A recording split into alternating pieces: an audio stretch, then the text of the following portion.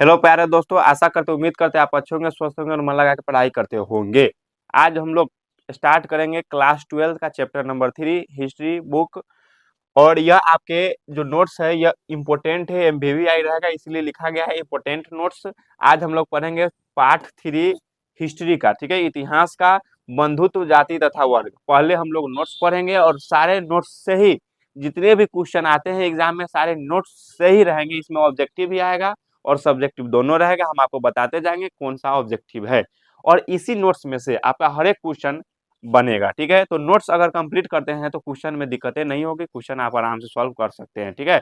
तो हम एक प्यारी सी मोटिवेशन के साथ चलेंगे कि हालात जो भी हो हम रुकेंगे नहीं, गिर कर उठ जाएंगे पर झुकेंगे नहीं, ठीक है। हालात जैसा भी हो हमको रुकना नहीं है। ये नहीं कि मुसीबत है तो हम रुक जाएंगे, हम मुसीबत समझ कर रुक जाइएगा तो फिर आगे बढ़ नहीं पाइएगा। जैसा भी हालात हो अपने आप को मजबूत करना है, अपने आप को आनंदित करना है, अपने आप को उस लक्ष्य को प्राप्ति करने के लिए अपने आप को उसमें ढालना होगा और आगे बढ़ना होगा, पीछे नहीं होना होगा, ठीक है। तो हम अपने क्लास की ओर चलते हैं। पार्ट 3 स्टार्ट करेंगे, बंधुत्व, जाति तथा वर्ग। बंधुत्व बंधुत्व, जाति तथा वर्ग। पहले बंधुत्व, जाति तथा वर्ग में क्या पढ़ेंगे, तो हम लोगों को पढ़ना है पहले महाभारत के बारे में। किसके बारे में पढ़ना है? महाभारत के बारे में, ठीक है। किसके बारे में पढ़ना है? महाभारत के बारे में। तो महाभारत के बारे में अब जानेंगे यहाँ पर महाभारत क्या होता है, ठीक है। तो महाभारत जो है ना वह दुनिया का सबसे बड़ा क्या है? महाकाव्य है, ठीक है। तो यहाँ पर यही जाने कि महाभारत जो है वह दुनिया का सबसे बड़ा क्या है? महाकाव्य है। तो कोई पूछ देगा महाभारत क्या है, तो दुनिया का सबसे बड़ा क्या है? महाकाव्य है। और महाभारत में 1 लाख से भी अधिक श्लोक है, ठीक है। महाभारत में बहुत सारे श्लोक है, ठीक है। और उसी श्लोक को इसका पुराना नाम क्या है? जय संहिता। जय संहिता है। और इस जन संहिता में लगभग कितने श्लोक था? 8800 श्लोक था। फिर अच्छे से हम पढ़ते हैं और उसी में कुछ और श्लोक जोड़ा गया, उसी को महाभारत कहा गया, ठीक है। तो महाभारत में क्या पढ़े, तो महाभारत जो है वह दुनिया का सबसे बड़ा महाकाव्य है, ठीक है। और महाभारत में 1 लाख से अधिक क्या है? श्लोक है। इसका पुराना नाम क्या था? जय संहिता था, ठीक है। श्लोक का पुराना नाम क्या था? जय संहिता था, ठीक है। महाभारत का पुराना नाम जो है, महाभारत का पुराना नाम क्या था? तो जय संहिता था। और जय संहिता में कितने श्लोक था? तो 8800 श्लोक थे। तो महाभारत का पुराना नाम जय संहिता था और जय संहिता में 8800 श्लोक थे। और वही जय संहिता में ही जब और श्लोक जोड़ा गया, ठीक है, और श्लोक जोड़ा गया, यानी वही महाभारत में वही जय संहिता में और श्लोक जोड़ा गया, तो उसे क्या कहा गया? महाभारत नाम रखा गया, ठीक है। क्योंकि वो बहुत बड़ा हो गया, बहुत बड़ा हो गया, तो बहुत बड़ा हो गया, बहुत से सारे श्लोक जोड़े गए, तो इसीलिए उसको महाभारत कहा गया, ठीक है। तो महाभारत नाम कैसे पड़ गए ये देख लिए हम लोग। अब पढ़ते महाभारत के लेखक कौन है, तो लेखक जो है वेद व्यास है। महाभारत लिखने वाले कौन है, तो महाभारत लिखने वाले वेद व्यास ही है, ठीक है। महाभारत की यह ऑब्जेक्टिव फिर आता है, यहाँ पर ऑब्जेक्टिव आता है। सब्जेक्टिव में आपको यह आ जाता है कि महाभारत क्या होता है, किसे कहते हैं, तो महाभारत समझ गए कि महाभारत का पुराना नाम कौन है? जय संहिता है। और जय संहिता में लगभग 8800 श्लोक है। उसी श्लोक में और कुछ श्लोक जोड़ा गया, उसी का नाम महाभारत रखा गया। और महाभारत एक क्या है, तो महाभारत एक महाकाव्य है। ऐसे पढ़िए जो दिमाग एकदम अच्छा हो जाए। महाभारत का लेखक कौन है, तो वेद व्यास है, वेद व्यास है, ठीक है। महाभारत के खंडों को पर्व कहा जाता है। महाभारत के प्रत्येक खंडों को, ठीक है, अलग अलग खंडों को क्या कहा जाता है? पर्व। और उसमें कुल 18 पर्व है। महाभारत में कुल कितने पर्व है, तो 18 पर्व है, ठीक है। ऑब्जेक्टिव यहाँ से आता है कि महाभारत में कितने पर्व है, तो वो 18 पर्व है, ठीक है। जिसमें सबसे महत्वपूर्ण पर्व भीष्म पर्व है, ठीक है। और महाभारत में सबसे महत्वपूर्ण, ये भी ऑब्जेक्टिव आता है। देखिए ऑब्जेक्टिव ऐसा ही बनता है, बीपीएससी तक का ऑब्जेक्टिव ऐसा ही बनता है, ठीक है। कि महाभारत में फिर पूछेंगे कि महाभारत में जितने भी खंड है उसको क्या कहा जाता था? पर्व कहा जाता है। कितने पर्व है, तो लगभग 18 पर्व है। और महाभारत में पूछेगा कितने पर्व है, तो 18 पर्व है। और सबसे बड़ा पर्व कौन है, तो भीष्म पर्व है। कौन सा पर्व है? भीष्म पर्व, जिसमें जिसे क्या कहा जाता है? गीता कहा जाता है। और भीष्म पर्व को ही गीता कहा जाता है, ठीक है। तो गीता किसे कहते हैं, तो महाभारत में जो भीष्म पर्व है उसी को गीता कहा जाता है, ठीक है। गीता भगवत गीता से पढ़े हुए है ना, गीता के बारे में आपका नॉलेज होगा, ठीक है। तो उस आगे पढ़ेंगे हम लोग गीता के बारे में, ठीक है। उसी को कहा जाता है। यह भारत के सबसे समृद्ध ग्रंथों में से एक है, ठीक है। समृद्ध ग्रंथों में से क्या है? एक है। महाभारत की रचना 1000 वर्ष तक होती रही, यानी होते रहा। महाभारत सीधे एक बारी नहीं बन गया। महाभारत लगभग बनने में, तैयार होने में लगभग हजारों वर्ष क्या हो गए, चले गए, ठीक है। लगभग हजारों वर्ष तक महाभारत क्या हो गया, बनते रह गया। लेकिन 500 बीसी से महाभारत से उस समय, महाभारत के लगभग कितने बीसी में? 500 बीसी से, ठीक है। महाभारत से उस समय के समाज की स्थिति तथा सामाजिक नियमों के बारे में जानकारी मिलती है, ठीक है। 500 BC से उस समय की जानकारी मिलती है कि महाभारत ऐसे ऐसे हुआ था। महाभारत में शामिल कुछ कथाएं तो इस काल से पहले भी प्रचलित थी। महाभारत में जो है कुछ ऐसा कथा भी हुआ है कि इस काल से पहले भी क्या थी, प्रचलित थी। जैसे हड़प्पा सभ्यता में हम लोग पढ़े, उस समय का भी यह सब चीज क्या था, प्रचलित था। ठीक है, उसके बाद हम लोग पढ़ेंगे किसके बारे में, महाभारत में दो परिवारों के बीच हुए युद्ध का चित्रण है। महाभारत में क्या चीज हुआ है, तो दो परिवारों को, ठीक है, कौन दो भाई जानते हैं ना, दुर्योधन और अर्जुन दोनों युद्ध किए थे। ठीक है, उसमें युद्ध किए थे, तो उन दो परिवारों के जो है ना, महाभारत में अपने अपने भाई में ही युद्ध हुआ था। ठीक है, तो दो परिवारों के बीच के युद्ध का यह चित्रण इसमें किया गया है कि कैसे कैसे युद्ध हुआ है, कब कौन बदलता है। ठीक है, तो आज इसके बारे में हर चीज जानेंगे। ठीक है, महाभारत मूल कथा के रचयिता भाट सारथी थे। भाट सारथी महाभारत के मूल कथा के रचयिता, महाभारत के मूल कथा के रचयिता कौन है, भाट सारथी। अब देखिए महाभारत के रचयिता कौन हो गया, लेखक कौन हो गया, वेद व्यास हो गया, लेकिन मूल कथा का रचयिता कौन है, तो भाट सारथी थे। इसी में फंसता है ऑब्जेक्टिव। ठीक है, तो ये भी ऑब्जेक्टिव में आएगा। महाभारत का समालोचनात्मक, जो महाभारत है उसका समालोचनात्मक संस्करण की शुरुआत कौन किया है, तो BS सुनथाकर ने किया है। ठीक है, BS सुनथाकर ने महाभारत के समालोचनात्मक संस्करण का शुरुआत किया है। ठीक है, अब हम पढ़ेंगे महाभारत का समालोचनात्मक संस्करण। ठीक है, महाभारत का समालोचनात्मक संस्करण क्या होता है, समालोचना मतलब क्या होता है, समालोचना मतलब होता है अच्छी तरह से देखना, उसके बारे में जानना, विश्लेषण करना। समालोचना मतलब क्या होता है, अच्छी तरह से, समालोचना समान लोचना, यानी अच्छे से उसको देखेंगे, जानेंगे, उसके बारे में जानेंगे, पढ़ेंगे, विश्लेषण करेंगे। ठीक है, तो पहला होता है समालोचन में समीक्षा करना, पहले समीक्षा करेंगे। ठीक है, अच्छी तरीका से देखेंगे कि क्या है, उसके बाद उसके गुण उनको परख करेंगे, गुण है क्या, अच्छी है क्या, खराबी है, उसके गुण के बारे में देखेंगे और निरीक्षण करना चालू कर देंगे, उसके बारे में लिखना भी चालू कर देंगे, उसके बारे में खोज करता है सब कुछ करना चालू कर देंगे। तो हम लोग समालोचना में यही 3 चीज करेंगे। कैसे जानेंगे, संस्कृत के विद्वान भी BS सुनथाकर के नेतृत्व में 1919 में एक महत्वाकांक्षी परियोजना की शुरुआत हुई। ठीक है, जो है संस्कृत के विद्वान कौन है, तो BS सुनथाकर के नेतृत्व में भी 1919 में एक महत्वाकांक्षा परियोजना की शुरुआत हुई। ठीक है, महत्वाकांक्षा परियोजना की शुरुआत कब हुई, तो 1919 में भी, ऐसे था पहले भी हुआ।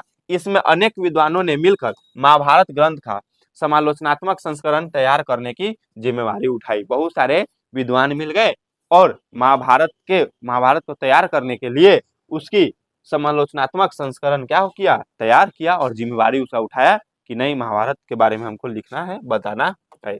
उसके बाद हम लोग पढ़ेंगे अगले स्लाइड में कि इस परियोजना के लिए देश के विभिन्न भागों से विभिन्न लिपियों में लिखी गई महाभारत की संस्कृत पांडुलिपि को इकट्ठा किया गया। पांडुलिपि में पाए गए श्लोकों का अध्ययन किया गया। ठीक है, इस परियोजना से इसमें क्या हुआ ना कि अलग अलग देशों के विभिन्न लिपियों को लिखी गई। ठीक है, अलग अलग देशों के लिए लिपि लिखा गया और महाभारत की संस्कृत पांडुलिपियों को, ठीक है, महाभारत किस लिपि में लिखा गया है, तो वह संस्कृत में यानी पांडुलिपि में लिखा गया। किस लिपि में, पांडुलिपि में लिखा गया। ठीक है, तो ऑब्जेक्टिव के लिए ये भी आपका बन गया और इकट्ठा किया गया और पांडुलिपि में पाए गए श्लोकों का अध्ययन किया गया, उसको पढ़ा गया और उन श्लोकों की तुलना का एक तारीख निकाला गया। ठीक है, एक तरीका निकाला गया कि यहाँ इसे होगा। उस सब श्लोक को पढ़कर एक तरीका निकाला और विद्वान ने ऐसे श्लोकों को चुना जो लगभग सभी पांडुलिपि में उपलब्ध है, जो लगभग सारे पांडुलिपि में उपलब्ध है, उसी को चुनकर लिखना क्या कर दिए, चालू कर दिए, महाभारत। ठीक है, इसका प्रकाशन कब हुआ, तो कितने पेज में है, तो लगभग 13,000 पेज में है। ठीक है, कितने पेज में है, तो लगभग 13,000 पेज में है। ठीक है, उसके बाद हम लोग पढ़ेंगे कि अनेक ग्रंथ खंड,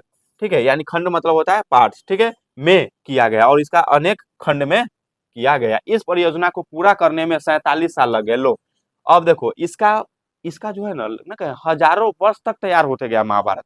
तो महाभारत हजारों वर्ष तक तैयार होते गया, तो विद्वान तो जिम्मेवारी उठाया ना कि हमको लिखना है, तो उसके लिए अलग अलग लिपि को चुनकर, ठीक है, एक पांडुलिपि तैयार किया गया जो सब में हो और उस लिपि से लिखना चालू कर दिया और इसका प्रकाशन जो है लगभग 13,000 पेज में फैल गया और वह लगभग कितना साल तक परियोजना को पूरा करते रह गया, 47 साल लग गया उस परियोजना को क्या करने में, पूरा करने में। इस पूरी परियोजना के बाद 2 बात सामने आई। कितने बात सामने आई, 2 बात। जानते हैं कौन कौन सी सामने? पहला, उत्तर भारत में कश्मीर और नेपाल से लेकर दक्षिण भारत में केरल और तमिलनाडु तक सभी पांडुलिपि के में समानता देखने को मिली है। ठीक है, सभी यानी पांडुलिपि देखने को मिलता है कि दोनों के सभी क्या है, समान है। कहां से कहां तक का पांडुलिपि समान है? तो उत्तर भारत में कश्मीर और नेपाल से लेकर दक्षिण भारत के केरल और तमिलनाडु में, यानी कश्मीर और नेपाल से लेकर दक्षिण भारत के केरल और तमिलनाडु तक सभी पांडुलिपि क्या है, समान है, यानी एक समानता देखने को मिली, यानी समान रूप से है। ठीक है, अब हम लोग जानेंगे अगले स्लाइड में कि दूसरी बात है कि कुछ शताब्दियों के दौरान महाभारत के प्रेषण में कई क्षेत्रीय विभिन्नता भी नजर आई, यानी महाभारत के प्रेषण में बहुत सारे अलग अलग बदलाव भी मिले हैं। ठीक है, इन प्रभेदों का संकलन मुख्य पाठ की टिप्पणी और प्रशिष्ट रूप में किया है। लगभग 13,000 पेज में से आधे से अधिक में इन्हीं प्रभेदों की जानकारी की गई है। 13,000 तो हुआ पेज, लेकिन इसमें 13,000 जो पेज है उसमें आधे से अधिक यही प्रवेदन की पाया गया। और हम लोग अब पढ़ेंगे बंधुत्व, जाति तथा वर्ग पढ़ रहे हैं तो महाभारत के बारे में तो पढ़े हैं। अब हम लोग पढ़ेंगे किसके बारे में हो, तो बंधुत्व एवं परिवार के बारे में पढ़ेंगे। बंधुत्व एवं परिवार के बारे में पढ़ेंगे कि परिवार समाज की एक महत्वपूर्ण संस्था थी। परिवार जो थी, हर एक परिवार का अपने परिवार जो है अपना एक महत्वपूर्ण संस्था होती है। उसी प्रकार परिवार समाज की एक महत्वपूर्ण संस्था थी। संस्कृत ग्रंथों में परिवार के लिए कुल शब्द का प्रयोग किया गया। और संस्कृत में परिवार को क्या कहा जाता है, तो संस्कृत में परिवार को कहा जाता है कुल। संस्कृत में परिवार को क्या कहा जाता है, तो संस्कृत में परिवार को कहा जाता है कुल। ठीक है, ये भी ऑब्जेक्टिव आपका बनता हुआ। तो संस्कृत में परिवार को क्या कहा जाता है, तो संस्कृत में परिवार को कुल कहा जाता है। ठीक है, सभी परिवार एक जैसे नहीं होते हैं। ये बात सही है कि सब परिवार जो है एक जैसा नहीं होता है।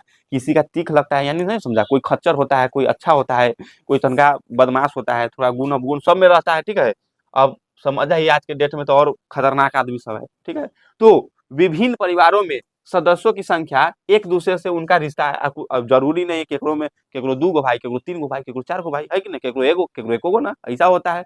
यानी परिवार में अलग अलग संख्या भी रहती है। ठीक है, सबका अपना अपनी परिवार होता है। तो विभिन्न प्रकार में सदस्यों की संख्या एक दूसरे से उनका रिश्ता अलग होता है, क्रियाकलाप अलग अलग हो सकता है। ठीक है, काम करने का तरीका अलग अलग हो सकता है, रिश्तेदार अलग अलग हो सकता है। एक ही परिवार के लोग भोजन तथा अन्य संसाधनों का आपस में बांट कर इस्तेमाल करते हैं, यानी अलग अलग सबका खाने का, किसी को फलना चीज है, किसी को अलग पसंद है, कोई हमको तो आलू सोयाबीन पसंद है, आपको कौन पसंद है, आपको सबका अपना अपना पसंद अलग अलग होता है। आपको भी हो सकता है आलू सोयाबीन पसंद, देख रहे हैं मुंह हुआ। लोग अपने परिवार में मिलजुल कर रहते हैं। ठीक है, लोग अपने परिवार में क्या होते हैं, मिलजुल कर रहते थे। परिवार एक बड़े समूह का हिस्सा था, इसमें इन्हें संबंधी कहा जाता है। और परिवार बहुत नहीं कहता अपना संबंधी के बारे में बताओ तो सब अपन बहुत, परिवार जरूरी नहीं खाली आपका पापा मम्मी आप हुए, नहीं, आपका नाना नानी रिश्तेदार जो भी है सब हुआ, यानी जितने भी संबंधी सबको परिवार कहा जाएगा। ठीक है, संबंधी का कहा जाता है। ठीक है, इनके लिए जाति समूह शब्द का इस्तेमाल भी किया जाता है कि हमर जात है। कुछ परिवारों में चचेरे मौसेरे भाई बहनों, ठीक है, से भी खून का रिश्ता माना जाता है, लेकिन सभी समाज में ऐसा नहीं था। लेकिन सब समाज में ऐसा नहीं था, लेकिन उस समय बंधुत्व उस समय था, महाभारत में था। ठीक है, प्रीतवांशिक व्यवस्था। ठीक है, अब पढ़ रहे हम लोग प्रीतवांशिक व्यवस्था। यानी प्रीतवांशिक एक ऐसी सामाजिक व्यवस्था है जिसमें समाज में पुरुष को अधिक महत्व दिया जाता है। प्रीतवांशिक यानी पिता के, समझ सकते हैं, तो भाई पिता के ओहदा बहुत ऊंचा ना होता है। ठीक है, तो प्रीतवांशिक ऐसी सामाजिक व्यवस्था, प्रीतवांशिक व्यवस्था के बारे में लिखना होगा। तो प्रीतवांशिक ऐसी सामाजिक व्यवस्था है जिसमें समाज में पुरुष को अधिक महत्व दिया जाता है कि हाँ पुरुष ही प्रधान है। इस परंपरा में घर का मुखिया पुरुष होता है। लेकिन अभी नहीं भाई, अब घर के मुखिया पहले पुरुष होता था, लेकिन अब घर के मुखिया कौन हो गया, मुखियाइन हो गया कौन, महिला। ठीक है, उसके पास अधिक शक्ति होती है, क्योंकि भाई कष्ट ना है, कष्ट करता है, मेहनत करते हैं, हम लोग भी है, आप लोग भी है। ठीक है, ऐसे लड़का को बहुत कष्ट रहता है। ठीक है, तो मेहनत करके होता है। और समझिए कि से अब जो है सिस्टम, लेकिन पहले जो है प्रीतवांशिक अभी भी है। ठीक है, जो पढ़े लिखे लोग हैं, ठीक है, तो प्रीतवांशिक जो है वह सामाजिक व्यवस्था है। इसमें पुरुष को अधिक महत्व होता है। और इस परंपरा में घर का मुखिया किसको चुना जाता है, तो पुरुष को चुना जाता है। ठीक है, उसके बाद इस व्यवस्था में पिता के बाद पुत्र को संपत्ति तथा शक्ति प्राप्त हो जाती है, और जितने भी पैसे धन संपत्ति रहते हैं सब पुत्र को दे दिया जाता है। ये तो अभी भी चला रहा है सिला। ठीक है, तो महाभारत के बारे में पढ़ते हैं। तो महाभारत का युद्ध कौरवों और पांडव के बीच हुआ। ठीक है, महाभारत हम बताए थे ना, दो के बीच हुआ था महाभारत के युद्ध। ठीक है, दो के बीच हुआ था, दोनों भाई के बीच हुआ था। कौन कौन, तो कौरव और पांडव। कौरव कुरुवंश और पांडव कुरुवंश, दोनों कुरुवंश का ही था। और दोनों को बीच क्या हो गया, घमासान युद्ध हो गया। ठीक है, क्यों हो गया इसके बारे में आगे पढ़ेंगे। इसका एक जनपद शासक था, इसके बीच भूमि और सत्ता को लेकर युद्ध हुआ।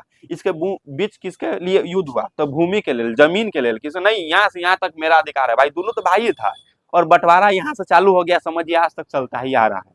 और उसके लिए, भूमि के लिए और सत्ता के लिए, किसी नहीं वहां का राजा हम बनेंगे, दुर्योधन का कहना हम बनेंगे, युधिष्ठिर जो था, अर्जुन का भी कहना था कि नहीं युधिष्ठिर बनेगा। ठीक है, यानी उनके बड़े भाई बनेंगे। ठीक है, पांडव। ठीक है, लेकिन इसके लिए झगड़ा हो गया, दोनों में युद्ध हो गया। वह भूमि देने के लिए तैयार नहीं था। ठीक है, थोड़ा भी देने के लिए तैयार नहीं था, सत्ता भी देने के लिए तैयार नहीं था।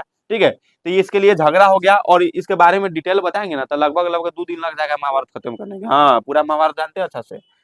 ठीक है, अब हम पढ़े इसमें कौन जीत गया, तो इसमें पांडव जीत गया, ये तो जानते हैं। इसमें क्या जीत गया, पांडव जीत गया। ठीक है, इसके उपरांत प्रीतवांशिक उत्तराधिकारी को घोषित किया गया। इसके उपरांत किसको घोषित किया, प्रीतवांशिक। ठीक है, प्रीतवांशिक में पुत्र अपने पिता की मृत्यु के बाद पिता की संपत्ति, संसाधन तथा सिंहासन पर अधिकार जमा सकते हैं। ठीक है, प्रीतवांशिक मतलब पिता जब डेथ कर जाते हैं, ठीक है, मर जाते हैं, तो उसके बाद पुत्र का अधिकार होता है कि हम उस सिंहासन पर बैठेंगे जिस सिंहासन पर हमारे पिताजी है।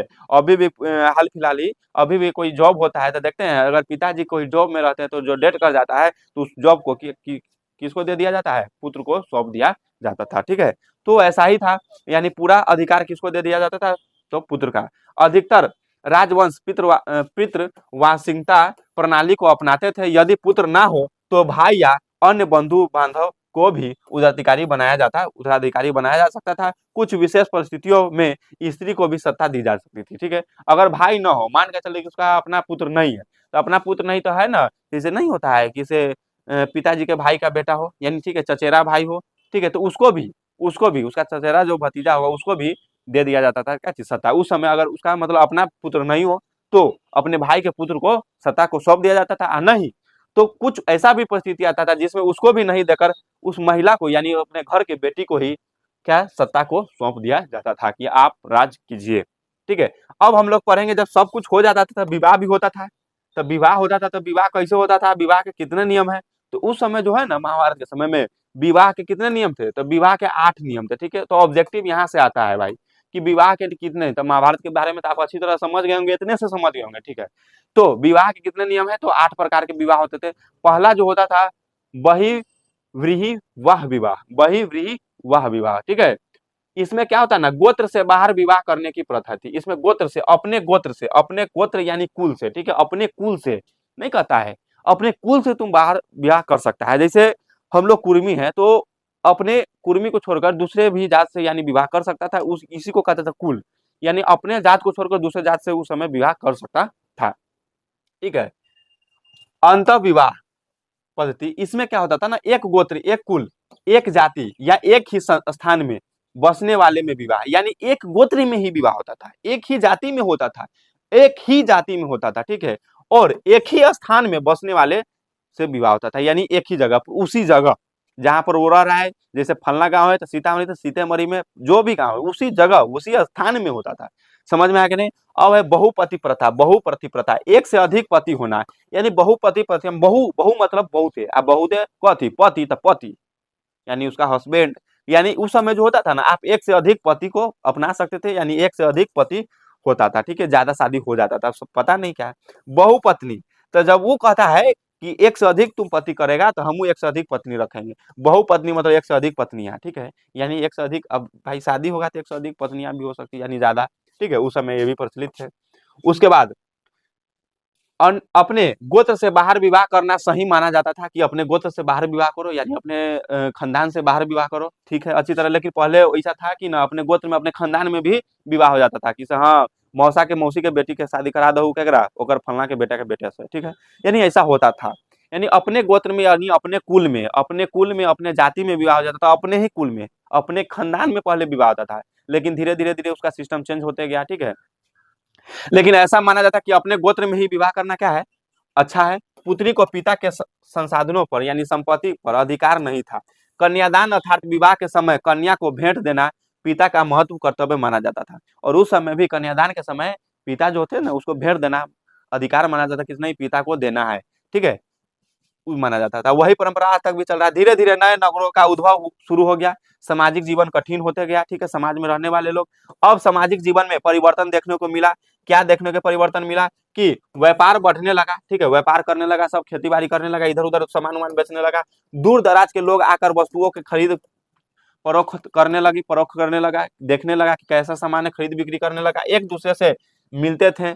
इस प्रकार नया नगरीय परिवेश सामने आया। लोगों का द्वार विचार आदान प्रदान होने लगा, सब अपने अपने विचार आदान प्रदान करने लगे। समाज में विश्वासों और व्यवहारों में परिवर्तन आने लगे। इन चुनौतियों के जवाब में ब्राह्मणों ने समाज के लिए आचार संहिता तैयार किया। और यह चुनौती जब आया तो ब्राह्मण जो है वह आचार संहिता, क्योंकि ब्राह्मण अपने आप को श्रेष्ठ समझते हैं, तो आचार संहिता लागू कर दिए। क्या किए उसके बारे में आगे पढ़ेंगे। ये जब ये सब होते रहा ना, तो धीरे धीरे धीरे भाई बदलता है ना समय हो, तो जब धीरे धीरे बदलता है तो दूसरे देश के लोग यानी दूसरे एरिया के लोग इधर एरिया में आकर काम उम करने लगे। जब सब मिलने लगे, आपस में मिलने लगे, तो बात व्यवस्था बढ़ते रह गया। लेकिन पहले ऐसा नहीं था, ठीक है।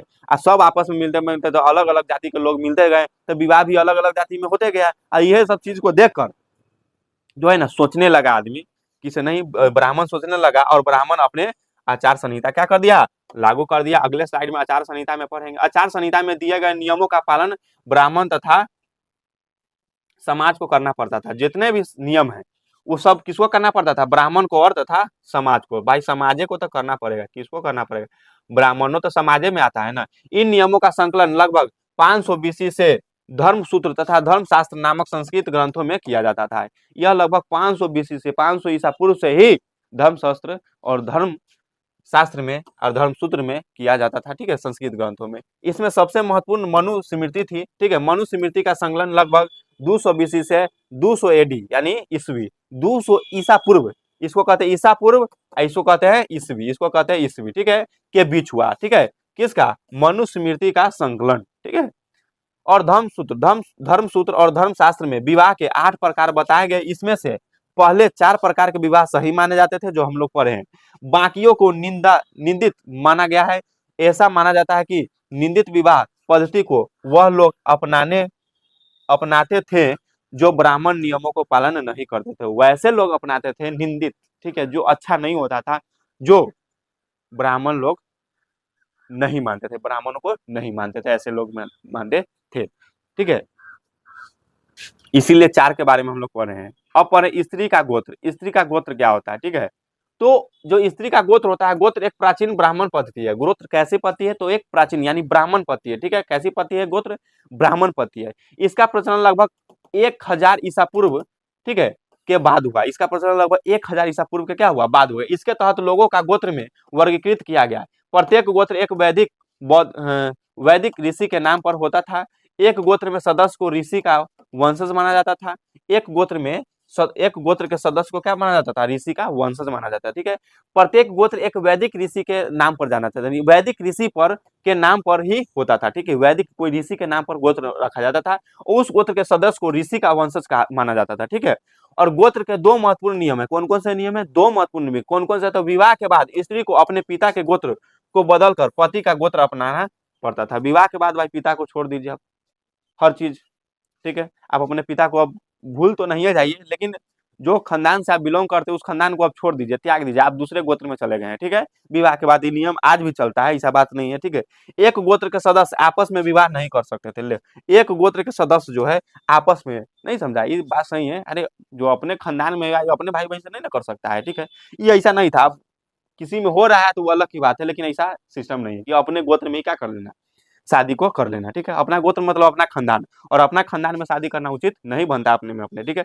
क्या इन नियमों का अनुसरण सभी करते थे, तो सातवाहन शासकों के अभिलेख का अध्ययन करने के बाद इतिहासकारों ने यह साबित किया कि यह शासक ब्राह्मण गोत्र व्यवस्था का पालन नहीं करते थे। कुछ सातवाहन राजा बहुपत्नियां यानी बहुते पत्नी को क्या करते थे, मानते थे। ये जरूरी नहीं कि सब यही करता था, नहीं, कुछ ऐसा भी राजा था कि बहुते पत्नी को मानते थे, शादी करते थे, जो उसको पसंद आ गया, डगमगा गया, उसे शादी कर लिया, ठीक है। इन राजाओं की पत्नियां ने विवाह के बाद भी अपने पिता के गोत्र को अपनाया था। और बहुत सारे ऐसा भी राजा की पत्नियां थे जो विवाह के बाद भी अपने पिता के गोत्र को क्या किया था, अपनाया था। जब इतिहासकारों ने सातवाहन राजाओं से विवाह करने वाली उनकी पत्नियां के नामों का विश्लेषण किया, तो यह ज्ञात हुआ कि उनके नाम गौतम तथा विशिष्ट गोत्रों के उद्भव थे। उसके जो नाम थे वह किससे थे, तो वह गौतम तथा वशिष्ठ गोत्र, ठीक है, गौतम तथा वशिष्ठ गोत्रों से उद्भव थे, जो कि उनके पिता का गोत्र था, जो कि उनके क्या था, पिता। जब वह नाम से जाने गया कि यह किस गोत्र का है, तो पता चला कि नहीं, यह अभी तक पिता का ही गोत्र अपना रहे हैं। इससे यह पता लगता है कि विवाह के बाद भी अपने पति के गोत्र को नहीं अपनाया, ठीक है। कुछ रानियां एक ही गोत्र से थी, जो कि वही विवाह पद्धति के नियमों के खिलाफ थी, जो वही विवाह की पद्धति के नियम की खिलाफ थी, क्योंकि अपने ही गोत्र से शादी कर ली थी। दक्षिण भारत में कुछ सामुदायिक में अंतर विवाह पद्धति भी अपनाई गई, ठीक है, यानी वो चारों जो पढ़े ना, वह व्यवस्था भी अपनाया गया था बहुत जगह।